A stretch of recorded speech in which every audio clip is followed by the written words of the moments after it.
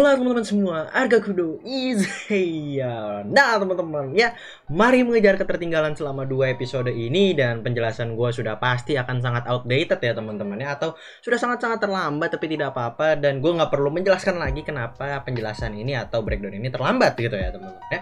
Jadi langsung saja kita akan membahas, tapi ini adalah episode ke-21 dulu ya teman-teman ya. 22-nya mungkin 1 jam setelah ini gue uploadnya. Oke, jadi langsung saja melanjuti episode sebelumnya, di mana petir dari Barry Gayler ternyata menstimulasi kapsul dari Vanilla, dan Aboras juga menjadi aktif dan juga hidup lagi teman-teman. Kemudian Yuna menjelaskan bahwa dia dibantu oleh Ignis, namun Akito curiga nih Ignis pasti ada maunya kalau ngebantuin. Meskipun begitu, Yuna nggak percaya kalau Ignis itu ada maunya, dan kata Yuna Ignis itu tulus sekali teman-teman. Sementara itu kapsul dari Aboras dan juga Vanilla, mereka sudah hidup dari 350 juta tahun yang lalu, yang mana lebih tua dari peradaban kuno yang ada, yaitu 30 juta tahun lalu, dan juga tembok kuno di lab Akito teman-teman, seperti itu. Kengo dan Akito pun ditugaskan untuk memindahkan kapsul tersebut, sementara Yuna nggak boleh keluar sama Kapten Tatsumi karena alasan keamanan. Sesampainya di lab pun sudah dievakuasi ya ternyata ya teman-teman ya, karena terjadi kegaduhan karena kapsul Aboras dan juga Vanilla bereaksi begitu hebat sehingga mereka pun akhirnya evakuasi seperti itu. Aboras pun tersummon terlebih dahulu dan menyebabkan kegaduhan. Akito yang nggak sadar hampir terkena foam dari Aboras pun diselamatkan oleh Kengo, dan juga Kengo pun hilang di telan busa Aboras. Akito pun panik karena Kengo disangka mati, dan di markas pun Akito masih bersikeras untuk menyelamatkan Kengo.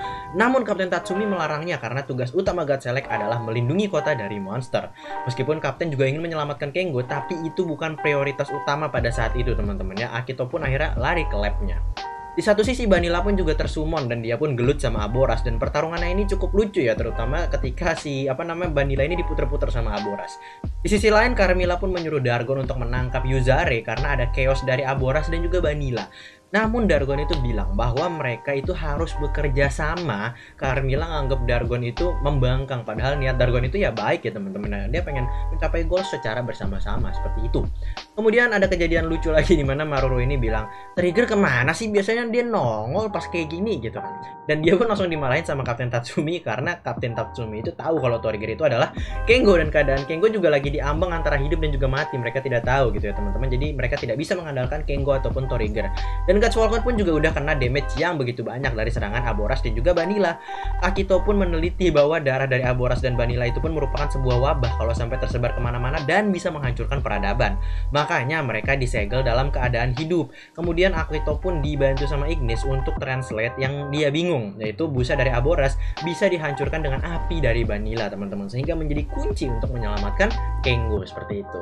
Akito pun meminta tolong Ignis untuk menggunakan kekuatan Trigger Dark yang sudah dimodifikasi sehingga Ignis bisa mengontrol kekuatannya. Ignis pun berubah dan melawan kedua monster tersebut. Ignis bertarung dengan Ciamik karena dia sudah bisa mengontrol kekuatan dari Trigger Dark ini ya teman-teman ya. Dan Trigger Dark pun menggunakan api Vanilla untuk menghilangkan busa yang menelan Kengo, sehingga Kengo bisa keluar lagi dari busa itu, dan sembari teriak bahwa semua khawatir dengan keadaan Kengo teman-teman, dan bilang ke Kengo bahwa dia harus bangkit. Kengo pun berubah menjadi Ultraman Trigger. Kemudian juga ada kejadian lucu di sini teman-teman, di mana Ignis itu nawarin, "Lu mau lawan yang mana? Merah atau biru?" gitu kan. Dan si Kengo atau Trigger pun bilang bahwa dia pengen yang biru. Dan ternyata Ignis juga pengen ngelawan yang biru gitu ya teman-teman. Untung kagak sampai rebutan. Dan Ignis pun memberitahu bahwa darah Aboras dan Vanilla itu merupakan wabah berbahaya, dan Trigger pun dan Trigger pun berubah menjadi Glitter Eternity dan menggunakan Eternity Bomber, sementara Trigger Dark ini menggunakan Dark Zeperion Kosen. Dan dengan gabungan kekuatan tersebut hancurlah kedua monster tersebut ya teman-teman ya, dan menggunakan kekuatan cahaya untuk menyegel kedua monster tersebut sehingga tidak menjadi wabah berbahaya. Dan seperti biasa, Kengo mau traktir ramen ke Ignis, tapi Ignis itu nggak tahu kalau ramen itu adalah sebuah makanan, dan bilang ke Akito bahwa dia juga mau balik ke penjaranya kalau tempat tidurnya itu enak. Dan secara diam-diam dia berubah menjadi Trigger Dark dan menculik Yuna, dan plot pun selesai teman-teman.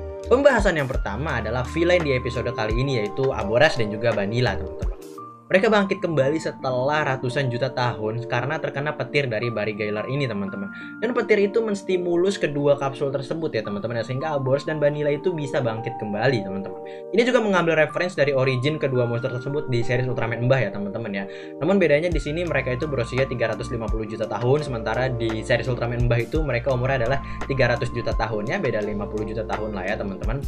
Ya sama-sama peradaban ultra kuno teman-teman, seperti itu. Kemudian juga sama-sama bangkit karena terkena serangan petir ya teman-teman ya. Jadi bagus nih Suburaya. Jadi tetap stick to originnya teman-teman ya. Ada efek dari pertarungan juga ada efek dari pertarungan antara Ultraman Trigger dan juga Barrigailar ini teman-teman. Dan tetap menggunakan origin yang tepat dari kedua monster tersebut, namun dengan modifikasi yang modern seperti itu. Kontinuitasnya itu bagus menurut gue Suburaya ini ya teman-teman ya. Jadi nggak menutup kemungkinan kalau setiap habis pertarungan dari Ultraman Trigger ini ada efek samping atau hal akibatnya yang bisa fatal untuk memunculkan monster atau hal tersebut ya teman-teman ya. Jadi ya, kita bisa belajar dari kasus ini seperti itu. Mantep emang ya. Ini yang harusnya ditekankan gitu, bahwa selalu ada efek samping dari setiap pertarungan gitu ya. Kemudian seperti yang dijelaskan bahwa Aboras dan Vanilla ini kan berasal dari peradaban 350 juta tahun yang lalu, lebih tua dari peradaban si Trigger dan juga Dark Giants nih teman-teman.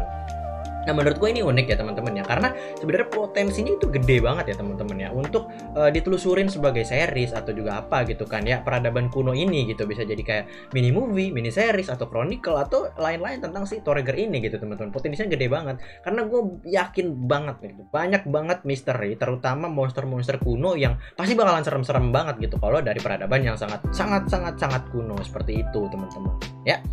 Kemudian lagi nih ya teman-teman ya, setelah sekian gua lama nggak bahas, akhirnya Mamang Akito ini masuk lagi nih ke sini ya, ke pembahasan utama teman-teman ya. Setelah chemistry antara Kengo dan juga Akito makin meningkat kalau kita lihat ya teman-teman ya, bisa kita lihat bahwa sedesperate itu Akito sampai menitikan air mata karena rasa bersalahnya terhadap Kengo gitu ya teman-teman ya. Karena ini memang menjadi butterfly effect teman-teman menurut gua ya, ketika Akito itu lengah terus juga Kengo mengorbankan dirinya.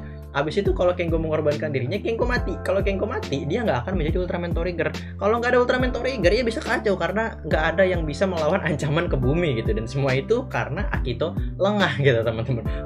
Butterfly effect itu gede sekali. Maka dari itu gue sudah sangat yakin bahwa Akito mikirnya tuh sampai ke sana. Makanya dia panik sebegitu paniknya dan sebegitu desperate-nya teman-teman ya. Sampai pada akhirnya dia mempercayakan kepada Ignis sebagai sosok yang bisa berubah menjadi Dark Giants atau Ultraman kegelapan seperti itu teman-teman. Dan seperti biasa gue puas dengan development arc-nya dari Akito ini teman-teman ya, karena makin kesini dia makin simpati terhadap orang itu makin kelihatan seperti itu teman-teman ya. Dia pun nggak segan untuk bilang terima kasih ke Ignis pada saat terakhir ya teman-teman ya, dan juga minta tolong dan juga terima kasih gitu. Jadi dua magic words itu diucapkan sama Akito. Mantap. Selanjutnya lagi para Dark Giants ini yang semakin terpecah belah teman-teman, dan Dargon yang berusaha untuk menyatukan mereka kembali gitu ya. Bisa dibilang si Dargon ini sebagai moral kompasnya dari para Dark Giants ini ya teman-teman ya, karena dia yang paling waras dan bisa berpikir jernih seperti itu ya teman-teman ya. Dia cuma menginginkan yang terbaik untuk ras Darkness, yaitu mereka bersatu supaya mereka menjadi lebih kuat seperti itu ya teman-teman. Nah, Dargon ini kan memang sudah berinteraksi sama manusia secara langsung ya, untuk mengetahui kunci keberhasilan dari kekuatan manusia itu adalah kekuatan manusia dan Ultraman itu adalah kebersamaan dan bersatu, Kizuna ya teman-teman, seperti itu. Maka dari itu di episode kali ini Dargon itu iri dengan Trigger dan juga Trigger Dark karena mereka itu bekerja sama dan menjadi lebih kuat, sementara ketiga Dark Giants ini yang semakin terpecah belah dan justru tidak mau bersatu seperti itu. Jadi gue kasihan sama si Dargon ini ya teman-teman, karena dia pengen yang terbaik untuk teman-temannya untuk mencapai Eternity Core, goals utama mereka. Tapi kita lihat di salah satu scan dan dia sudah kalian lihat juga di episode ke-22 di trailer selanjutnya, bahwa Dargon ini akan menjadi Berserk ya teman-teman, karena dipengaruhi oleh sihir Carmilla seperti itu. Dan semakin seru untuk ditungguin cerita dari Ultraman Trigger ini ya teman-teman ya. Lanjut lagi, Ignis mau gue bahas lagi nih teman-teman ya. Lucu aja gitu, ketika Akito ini dia lagi pusing, dia tiba-tiba aja muncul di depan layar gitu ya, dan langsung nge-translate bahasa kuno tersebut.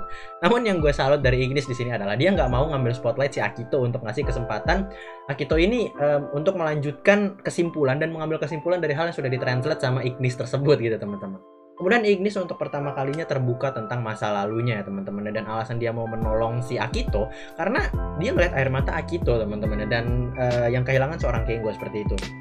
Ignis ini nggak mau hal yang sama pada dirinya itu juga terjadi sama orang lain, termasuk siapapun itu, termasuk planet bumi ya teman-teman. Jadi tidak ada terkecuali seperti itu. Maka dari itu Ignis ingin menolong Akito ya teman-teman. Emang nggak ketebak si Ignis ini ya teman-teman ya. Dan gue demen banget sama dia karena ya nggak ketebak aja gitu ya. Itu yang bikin gue demen gitu. Yang bikin gue makin excited juga adalah dia itu nggak di kill off di series ini teman-teman ya. Karena di movie-nya Ultraman Trigger ini sudah ada trailernya dan dia masuk ke dalam movie tersebut seperti itu. Kemudian lagi team up cahaya dan kegelapan, yang mana ini bener-bener unik banget deh teman-teman ya. Karena kalau misalkan team up antara cahaya dan kegelapan ini sebenarnya kita juga sudah pernah lihat di bukan movie, di series Ultraman Orb, di mana Zoe dengan Ultraman Beryl itu kan dua kekuatan kegelapan dan juga kecahaya gitu teman-teman ya. Tapi ini unik karena dia adalah dua entitas yang sama yang sudah terpisah, yaitu Torrigger dan juga Torrigger Dark gitu ya teman-teman ya. Jadi kayak mantap gitu teman-teman ya, untuk team up cahaya dan kegelapan kali ini untuk pertama kalinya benar-benar wow, mantap sekali seperti itu. Kemudian lagi adalah barrier atau perisai ya teman-teman ya. Ini sudah sangat-sangat jarang digunakan oleh Torrigger dan juga Torrigger Dark ya teman-teman ya. Bahkan dan di episode kali ini Torrigger dan juga Torrigger Dark menggunakan barriernya lagi. Entah kenapa gue kalau ngeliat Ultraman menggunakan perisai atau barrier itu tuh satisfying aja gitu kan. Karena itu salah satu elemen atau kekuatan mereka yang jarang banget digunakan, menggunakan barrier gitu ya. Kayak kalau mereka kagak ngindar ya udah kena aja gitu. Padahal mereka punya barrier atau pelindung atau perisai gitu, cuman jarang sekali digunakan gitu. Itu gue bingung kenapa ya. Kemudian alasan kenapa Ignis itu menculik Yuna ya, kayak sekalian nggak perlu dikasih tahu lagi. Ini bahasannya tuh udah terlalu outdated banget gitu ya. Nanti bakalan gue bahas di pembahasan episode ke-22 aja ya teman-teman ya, supaya lebih lengkap aja gitu. Yang perlu pengen gue tekankan di sini adalah si Ignis itu tidak perlu berubah menggunakan Hypergun di episode kali ini, yang menandakan bahwa dia sudah sepenuhnya fusion atau sudah sepenuhnya bersatu dengan Torrigger Dark karena dia sudah bisa mengontrol kekuatannya gitu ya teman-teman ya. Dan apakah ini tanda-tandanya Ignis sudah sepenuhnya menjadi seorang Dark Giants teman-teman, sudah menjadi satu dengan Torrigger Dark seperti itu? Menurut kalian gimana gitu ya teman-teman? Yang terakhir adalah ngelihat chemistry antara si Kengo dan juga si Ignis ya teman-teman ya. Bisa jadi nasib si Ignis ini akan menjadi seperti Show ya teman-teman ya, atau secondary main karakter di Ultraman Ginga S teman-teman ya, yang menjadi Ultraman Victory seperti itu. Jadi ya sangat-sangat unik karena di awal mereka clash, di awal mereka sering berantem ya gitu, tapi di akhir mereka akan menjadi seorang partner gitu ya teman-teman. Ini kalau nanti beneran si Ignis bakalan jadi partneran sama Kengo sebagai Ultraman, apakah itu akan menjadi cemburu karena sahabatnya itu Kengo sudah diambil oleh Ignis ya teman-teman. Oke, tapi ya seenggaknya di episode selanjutnya kan si Akito dipeluk sama Yuna ya kan. Mantap sekali. Oke, jadi itu aja ya pembahasan yang bisa gue bahas di episode ke-21 kali ini. Mohon maaf kalau gue menjelaskannya terlalu ngebut karena memang gue kebut gitu ya teman-teman ya.